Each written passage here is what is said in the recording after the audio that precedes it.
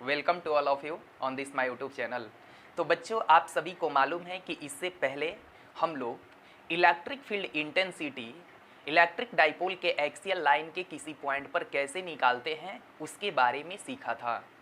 आज का जो ये लेक्चर वीडियो है इसमें इलेक्ट्रिक डाइपोल के इक्वाटोरियल लाइन के किसी पॉइंट पर इंटेंसिटी क्या होगा उसके बारे में चर्चा करेंगे। तो यहाँ आप सब मेरी बातों को ध्यान दें और एक एक पॉइंट को नोट करते चलें। और मैं यही कहूँगा आप लोगों से कि मैं जितना भी लेक्चर वीडियो बनाता हूँ उसमें आप लोग अच्छा से ध्यान दे कर के पढ़ें, किसी भी तरह का कोई प्रॉब्लम नहीं होगा। और मैं डेली आप लोगों के लिए मतलब वीडियो डालता रहूँगा और आप लोग कंटिन्यू रखें, इसमें किसी भी तरह का कोई प्रॉब्लम नहीं आना चाहिए। तो चलिए देखते हैं यहाँ पर जो कंडीशन है कि intensity of electric field on the equatorial line of an electric dipole. Electric dipole के ठीक ना इक्वाटोरियल लाइन पर इलेक्ट्रिक फील्ड इंटेंसिटी हम लोग कैसे निकालेंगे उसके बारे में मैं चर्चा करने वाला हूं। अब इसमें ए बी जो इलेक्ट्रिक डाइपोल हम लोगों ने इसमें दिखाया है, इस बात को ध्यान रखें कि यहाँ पर ये डाइपोल का मिड पॉइंट है और मिड पॉइंट ओ से प्लस क्यू का और मिड पॉइंट ओ से माइनस क्यू का डिस्टेंस क्या होगा, सेम होगा। तो एक तरफ एल लेंगे तो दूसरे तरफ भी एल लेंगे क्योंकि डाइपोल लेंथ आपका 2l है।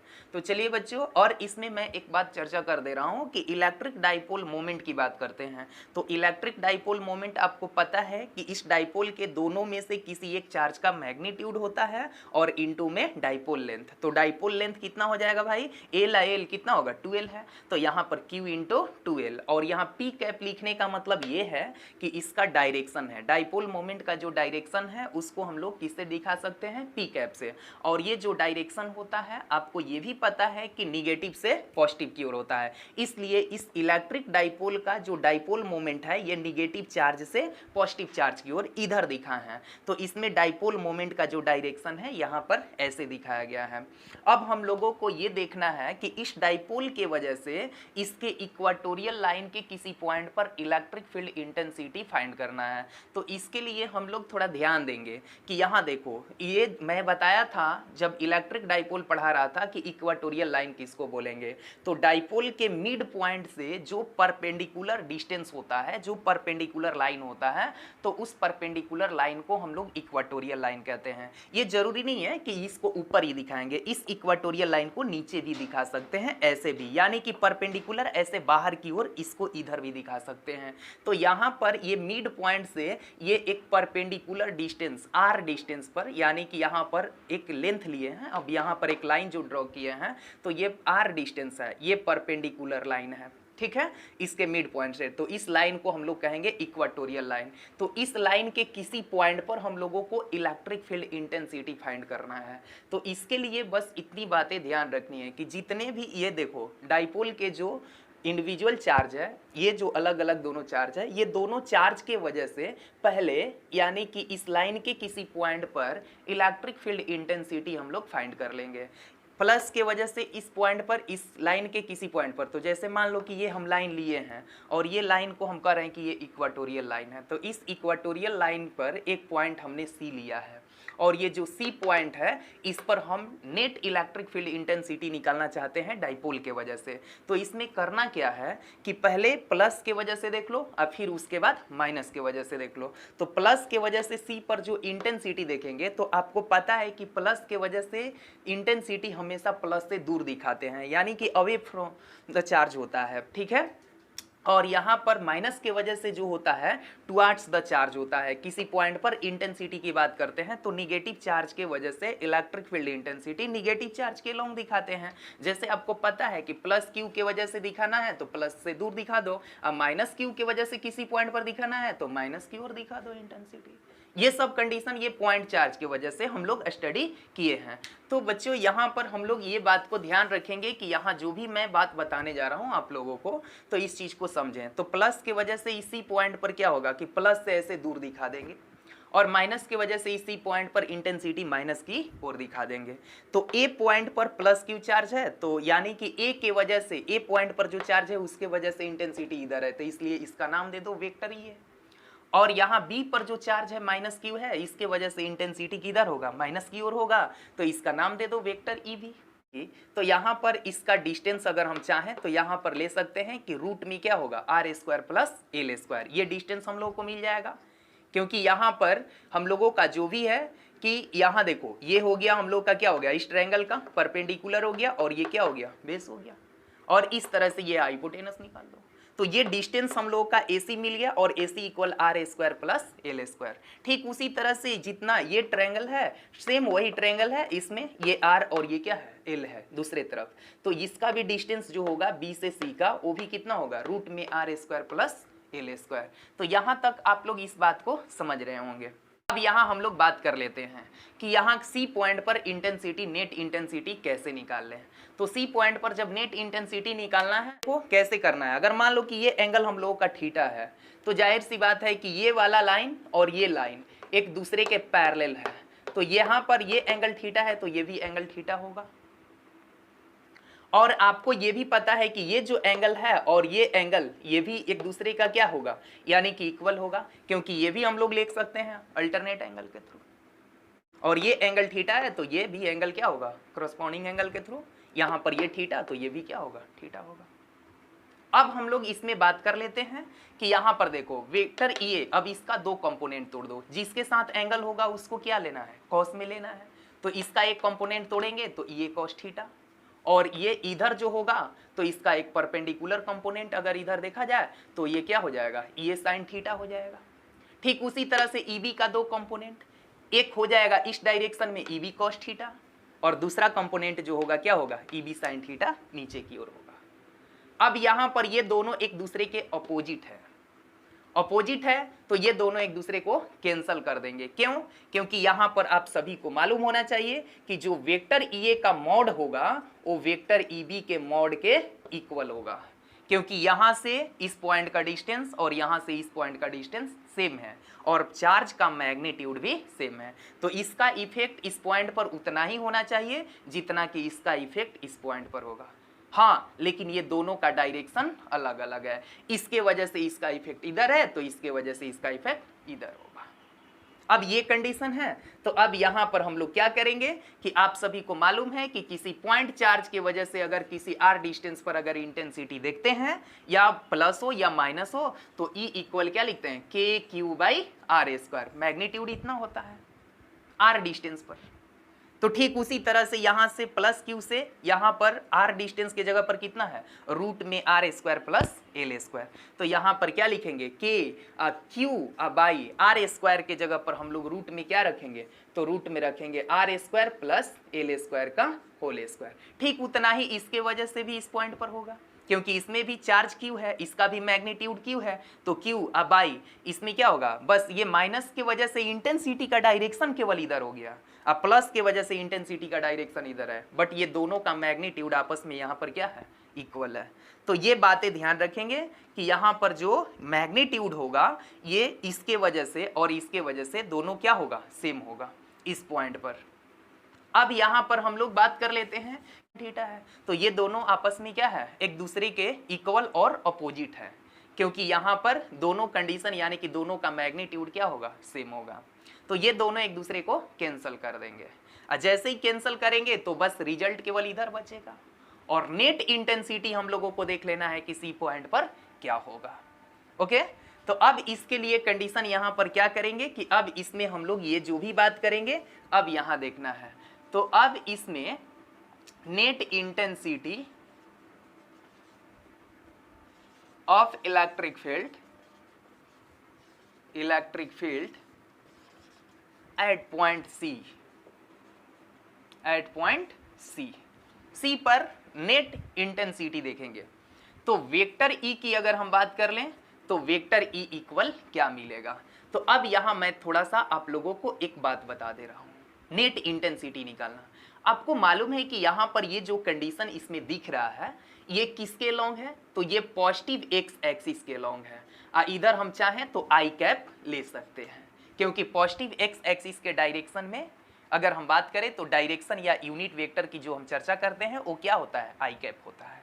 तो पॉजिटिव एक्स एक्सिस के लॉन्ग। यहाँ डाइपोल मोमेंट का डायरेक्शन आपको पता है कि माइनस क्यू से किधर है, प्लस क्यू की ओर। तो डाइपोल मोमेंट का डायरेक्शन इधर है। हम लोगों का जो रिजल्टेंट इंटेंसिटी की बात कर रहे हैं, वो रिजल्टेंट इंटेंसिटी हम लोगों का ई किधर मिलेगा, इस डायरेक्शन में मिलेगा। नेट इंटेंसिटी का जो डायरेक्शन होगा इधर होगा। तो ये डाइपोल मोमेंट के अपोजिट है।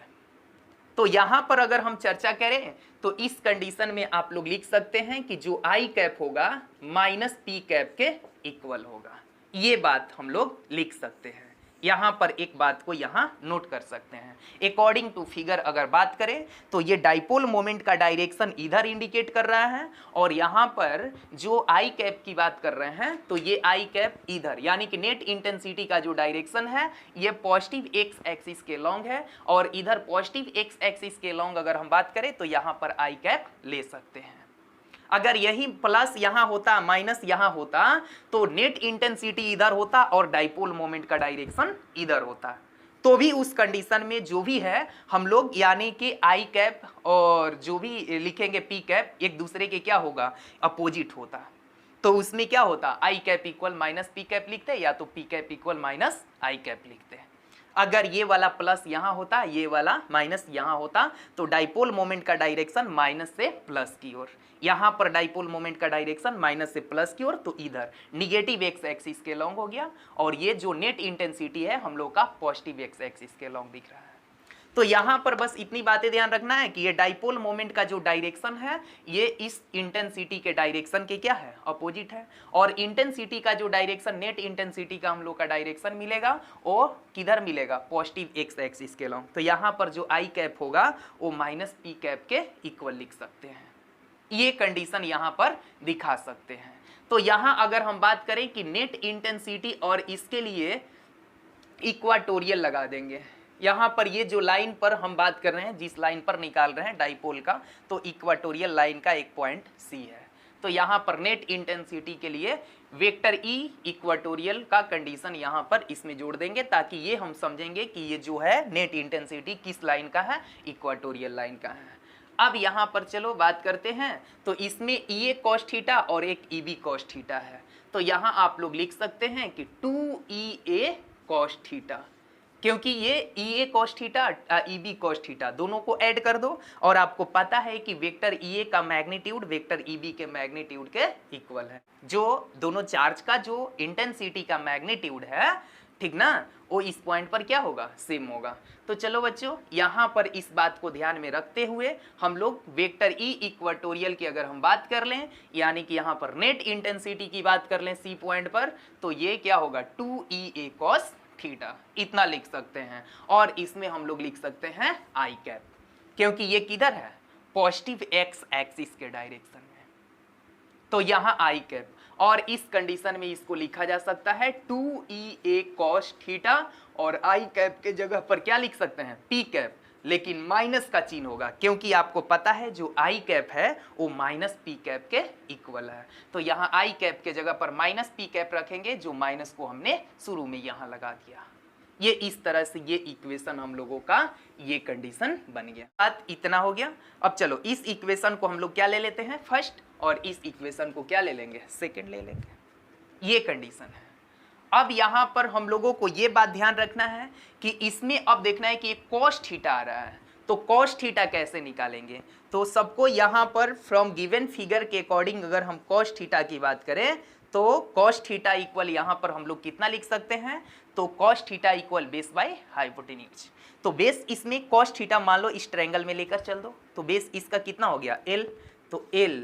अब आई इसमें हाइपोटेनस के जगह पर हम लोग का कितना यूज हो जाएगा, तो रूट में R square plus L square, जिसको हम लोग ऐसे लिख सकते हैं एल अपॉन इसको R square plus L square के पावर में 1/2। ये रूट को यहाँ ऐसे लिख दो, तो पावर 1/2 हो गया। तो कॉस थीटा के जगह पर इतना मिल गया। और ई ए का वैल्यू आपको पता है कि ई ए का मैग्नीट्यूड कितना है, के क्यू बाई रूट में R square plus L square का होल स्क्वायर। अब यहां पर क्या करेंगे कि putting the value of E A and cos theta in equation 2। तो अब यहां पर हम लोग को ध्यान रखना है, ठीक ना, putting the value of E and cos theta, ठीक ना, इन इक्वेशन किस में लेंगे 2, इक्वेशन 2 में वैल्यू पुट कर देंगे। अब यहां से चलिए चर्चा करते हैं। तो ये नेट हम लोगों का क्या मिलेगा, नेट इंटेंसिटी जो भी मिलेगा इक्वेटोरियल लाइन का वो कितना हो जाएगा, -2 है तो -2 रखना है। और ई ए का जो वैल्यू दिया है वो ई ए का वैल्यू हम लोग को पता है के क्यू बाई कितना होगा, तो रूट में यहाँ रखेंगे तो इसके जगह पर ऐसे रखेंगे के क्यू, अब बाई इसमें क्या रखेंगे R square plus L square. आप सबको समझ में आ रहा होगा क्योंकि यहाँ पर रूट में है और इसका स्क्वायर है, तो इस तरह से स्क्वायर के वजह से ये रूट कैंसिल होगा, तो यहाँ R square plus L square. और इनटू में यहाँ कॉस थीटा का जो वैल्यू आया है तो एल बाई रूट में कितना है एल स्क्वायर प्लस यहाँ पर R square plus L square का पावर 1/2। तो यहाँ पर कॉस थीटा के जगह पर हम लोग रख देते हैं एल बाई कितना हो जाएगा, तो R square plus L square के पावर 1/2। और यहाँ पी कैप है तो आप यहाँ पर क्या ले लोगे, पी कैप ले लेंगे, यहाँ पर ये पी कैप ले लेंगे, ये कंडीशन है, पी कैप हो गया। अब यहाँ पर ये जो भी कंडीशन है, अब इसमें आप लोग समझ सकते हैं कि के क्यू इंटू 2L, 2 को L के साथ मल्टीप्लाई करा दो तो क्यू इंटू 2L होगा, तो यहाँ पर कितना मिल जाएगा, तो माइनस के क्यू इंटू 2L लेंगे तो हम लोग लिख सकते हैं P, और यहाँ P कैप लगा हुआ है तो vector P equal Q into 2L P cap को हम लोग क्या लिख सकते हैं, वेक्टर P, क्योंकि Q है तो Q रखेंगे, 2 है तो L के साथ ले लो, और P कैप है तो बाबू इसमें देखो Q इंटू 2L क्या होता है, वेक्टर P इक्वल, तो यहाँ वेक्टर P हो गया। अब इसके नीचे अगर हम चर्चा करें तो यहाँ पर हम लोगों का जो कंडीशन होगा, ये दोनों का बेस सेम है तो इसमें पावर में 1 है, यहाँ पर 1/2 है, तो यहाँ पर हो जाएगा कितना R square plus L square के पावर 3/2, ये कंडीशन हो गया। अब यहाँ पर हम लोगों का जो भी कंडीशन मिला है, अब इसमें वेक्टर ई इक्वेटोरियल जो भी मिलेगा वो कितना मिल गया, तो इतना का कंडीशन मिल गया। वेक्टर ई इक्वेटोरियल का मतलब मिल गया कितना, के और vector P by R square plus L square के पावर 3/2।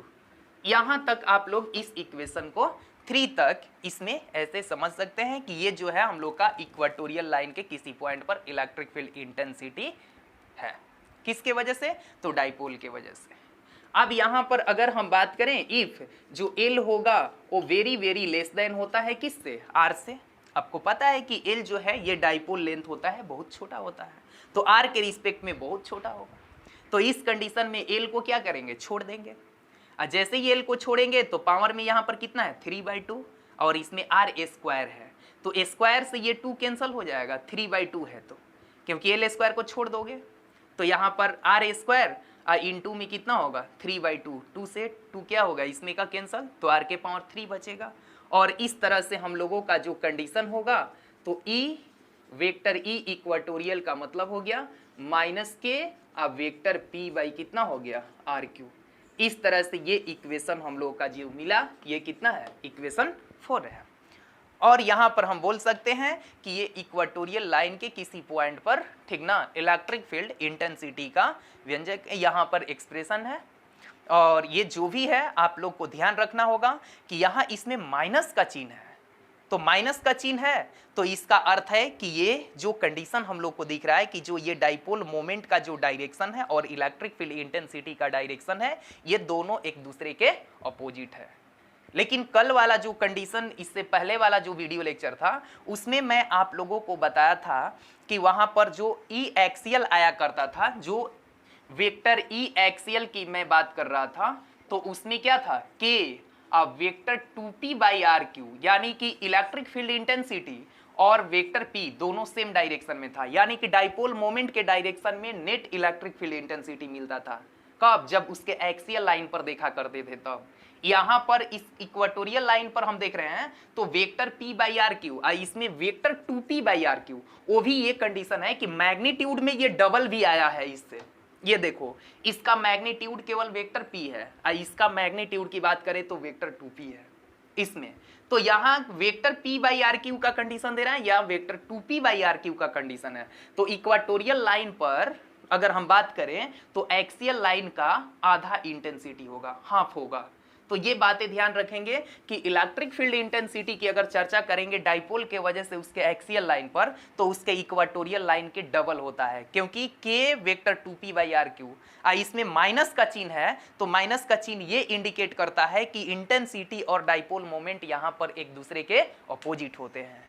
ओके, तो अब अगर एक्सियल लाइन की बात करोगे तो इंटेंसिटी का डायरेक्शन जो होता है, नेट इंटेंसिटी, वो डाइपोल मोमेंट के डायरेक्शन में होता है। तो उसमें k वेक्टर 2p/r⁴ जो आता था एक्सियल लाइन पर, उसमें निगेटिव साइन नहीं था। इसका अर्थ ये था कि डाइपोल मोमेंट और इंटेंसिटी दोनों सेम डायरेक्शन में था। यहाँ पर क्या है कि ये दोनों के वजह से, यहाँ माइनस लगने की वजह से क्या है कि ये दोनों एक दूसरे के अपोजिट है। ठीक है, तो यहाँ तक पहले आप लोग इसको नोट कर लें। Okay, thank you.